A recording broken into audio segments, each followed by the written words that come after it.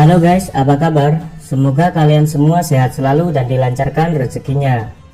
Video kali ini saya merangkum alur film Darah Garuda yang rilis pada tahun 2010, yaitu kelanjutan dari video sebelumnya yang merupakan sequel dari film Merah Putih. Bagi yang belum nonton alur film Merah Putih, linknya sudah saya sertakan di deskripsi. Sebelum masuk ke alur ceritanya, silakan ambil posisi santai dan dengarkan baik-baik alur film Darah Garuda. Adegan pembuka, kita diperlihatkan seorang Mayor Van Gardner yang akan masuk ke dalam sebuah area perkebunan kopi yang dijaga ketat oleh tentara Belanda. Ternyata di bagasi mobil itu terdapat Dayan yang mengancam Mayor dengan pistol agar Mayor menuruti perintahnya. Tak lama kemudian, sebuah truk datang yang dikendarai oleh pejuang Indonesia. Rupanya Marius dan Amir sedang menyamar menjadi prajurit Belanda, sedangkan Thomas bersembunyi di atas truk. Beruntungnya petugas tidak menaruh curiga pada mereka dan mengizinkan mereka masuk ke area perkebunan. Di area perkebunan kopi terlihat ada Melati dan Senja. Tapi tentara Belanda datang mengganggu seorang wanita yang bernama Lastri. Sementara Mayor Van Gardner berhasil melarikan diri saat Dayan lengah. Senja sangat senang bertemu dengan Thomas yang akan menyelamatkannya dari kerja rodi. Tapi Mayor datang mencegat aksi mereka. Mayor mengancam akan membunuh mereka semua jika tidak mau menyerah. Tiba-tiba Amir dan Marius datang di saat yang tepat menembaki pasukan Belanda.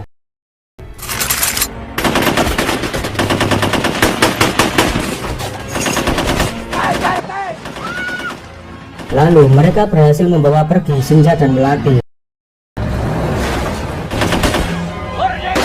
Tapi dalam perjalanan truk mereka kehabisan bahan bakar, sehingga mereka semua terpaksa jalan kaki ke hutan untuk menghindari kejaran pasukan Belanda.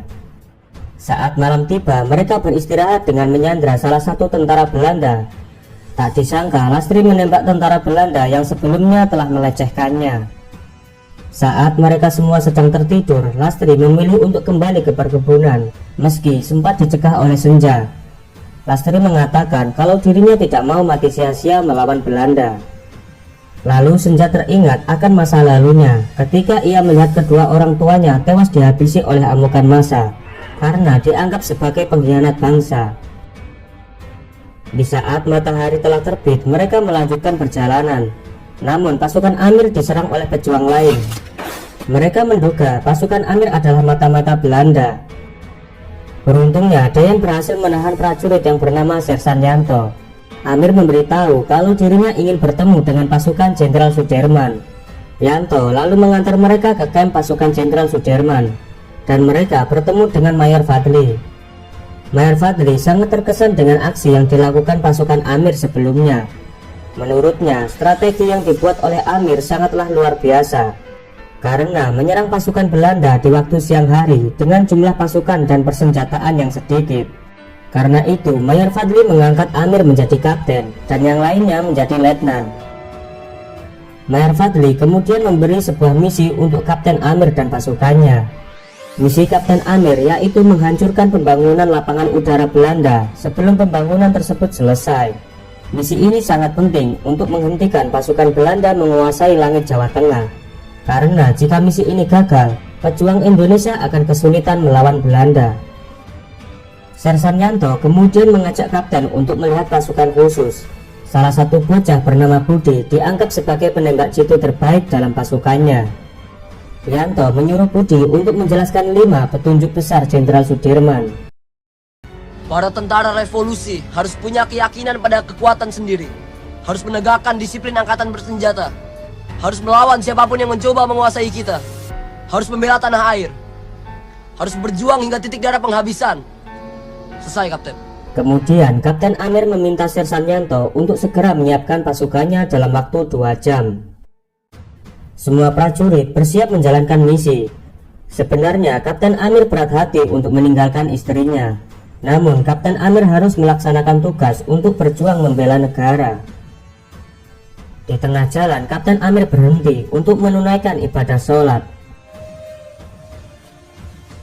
Sersan Yanto menanyakan apakah pasukan Kapten Amir bisa dipercaya.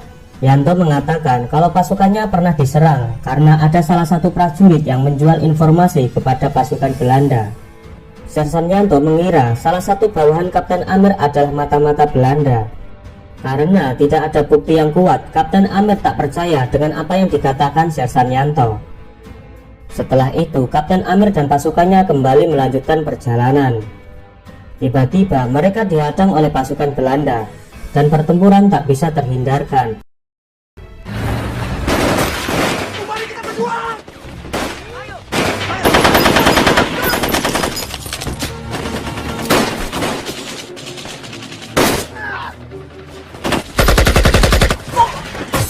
Di pertempuran itu, pasukan Amir banyak yang gugur. Dengan terpaksa, mereka harus mundur bersama pasukan yang tersisa. Kita serbu mereka sampai mati. Yang benar saja, Mereka berusaha kabur dengan mobil yang dikendarai Marius. Namun sayangnya, Dayan tak bisa diselamatkan.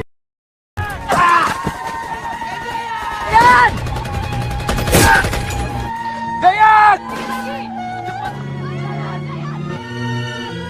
Thomas sangat marah akan menghajar Marius karena meninggalkan Dayan sendirian. Tak lama, Budi melihat tentara Belanda mengejar mereka. Kapten Amir menyuruh pasukannya untuk membagi menjadi dua kelompok. Sersan Yanto akan membawa mobil untuk mengalihkan perhatian Belanda. Sedangkan Kapten Amir dan yang lain akan melintasi hutan dengan jalan kaki. Saat dalam perjalanan, tiba-tiba Kapten Amir dan pasukannya dikepung oleh sekelompok warga setempat. Mereka lalu ditahan dan dibawa ke sebuah desa untuk menghadap Kiai yang memimpin kelompok tersebut. Kapten Amir berusaha meyakinkan Pak Kiai bahwa mereka adalah pejuang Indonesia. Namun Pak Kiai tidak yakin dengan kemampuan pasukan Amir, karena tidak mungkin mengalahkan pasukan Belanda hanya dengan beberapa prajurit. Kapten Amir mengatakan dengan izin Allah, pasukannya mampu mengalahkan Belanda yang menjajah tanah air kita. Mendengar hal itu, Pak Kiai akan sholat istikharah dan meminta pasukannya untuk tetap mengawasi pasukan Amir. Sin beralih ke markas Belanda. Ternyata Dayan masih hidup. Mayor Van Gardner menginterogasi Dayan agar memberitahu tujuan pasukan Kapten Amir. Karena tak memberikan jawaban, Dayan harus menanggung derita siksaan. Dan tiba-tiba Sersan Yanto datang. Ternyata Yanto adalah pengkhianat yang selama ini membocorkan informasi penting kepada pasukan Belanda. Yanto berusaha menghasut Dayan untuk bergabung saja ke pasukan Belanda. Tapi jiwa nasionalisme seorang Dayan masih melekat dalam dirinya. Dayan rela mati daripada harus mengkhianati negara. Mendengar hal itu, Mayor Van Gardner memerintahkan anak buahnya untuk menghabisi Dayan, lalu membuangnya di pinggir jalan. Beruntungnya nyawa Dayan berhasil diselamatkan oleh Lastri dengan mengobati lukanya. Sementara Kapten Amir dan pasukannya telah dibebaskan dan diberikan perlengkapan perang oleh Pak Kiai. Singkat cerita, Thomas dan Senja sudah sampai di kota. Saat mereka sedang melewati tempat prostitusi, mereka tak sengaja menguping pembicaraan Mayor Van Gardner dengan anak buahnya. Senja dan Thomas kembali ke markas untuk menyampaikan apa yang didengarnya kepada Kapten Amir. Senja yang mengerti bahasa Belanda, ia memberitahu rencana Mayor Van Gardner yang menugaskan semua tentaranya untuk menjaga gudang senjata, bahan bakar, dan lapangan udara. Mendapat informasi itu, mereka berencana menyerang markas Belanda. Karena saat itu, markas Belanda sedang tidak dijaga ketat. Thomas ditugaskan untuk melakukan serangan dengan menyusup ke markas Belanda. Ketika Thomas sedang memasang bom, Budi tercucuk oleh tentara Belanda. Beruntungnya, Thomas berhasil menyelamatkan Budi. Akibat suara tembakan itu membuat semua tentara Belanda bergegas menuju sumber suara.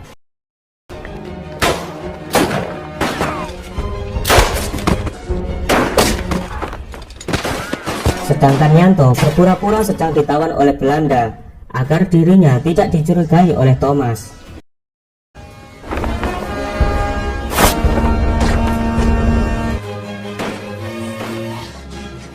Saat mereka meninggalkan markas, tak disangka Rashid ditembak oleh Yanto.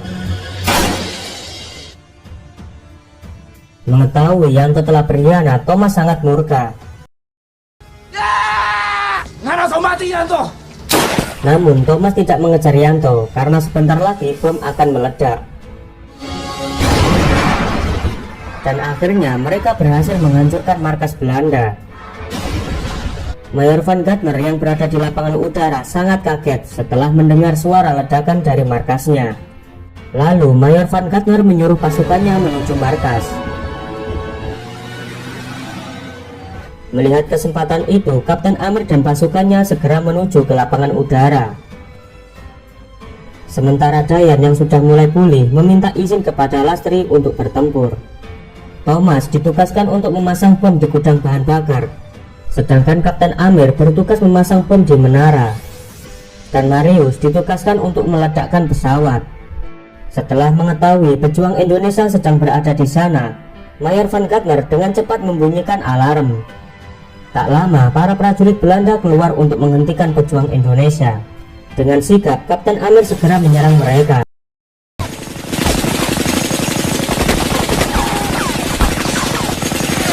Saat Amir akan menembak Mayor Van Gardner, Thomas berhasil meledakkan gudang bahan bakar.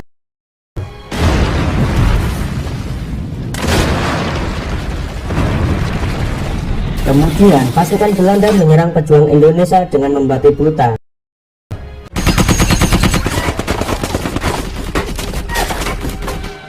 Mengetahui teman-temannya sedang terpojok, Thomas akan mengebom tentara Belanda. Naasnya Thomas tertembak, sedangkan ia sudah menyalakan bom. Dengan keadaan terluka parah, Thomas berusaha lari dari sana.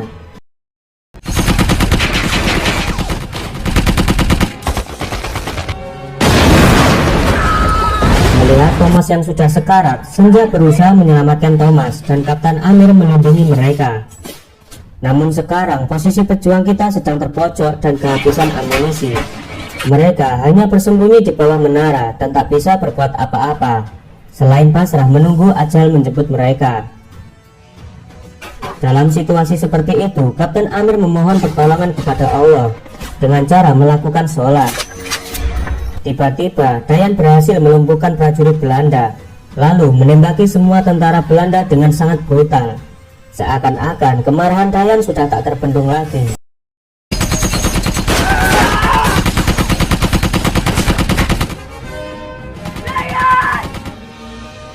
Marius yang melihat Dayan berhasil menghabisi pasukan Belanda, ia memilih untuk menerbangkan pesawat untuk menyelamatkan teman-temannya ketimbang meledakkannya.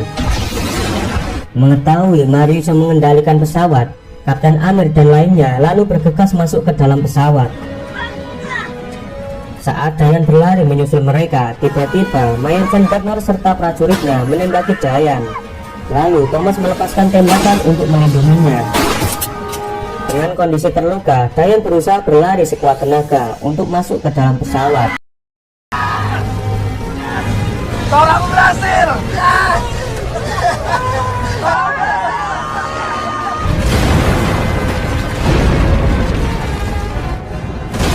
Dan akhirnya Kapten Amir berhasil menghancurkan lapangan udara Belanda. Bung Karno pernah mengatakan, kemerdekaan hanyalah didapat dan dimiliki oleh bangsa yang jiwanya berkobar-kobar dengan tekad merdeka, merdeka atau mati. Terima kasih sudah menonton video ini sampai selesai. Jika Anda suka dengan video di channel ini, silakan tekan tombol like, subscribe, dan aktifkan loncengnya. Kalau sudah, sekali lagi saya ucapkan terima kasih. Sampai jumpa di video selanjutnya.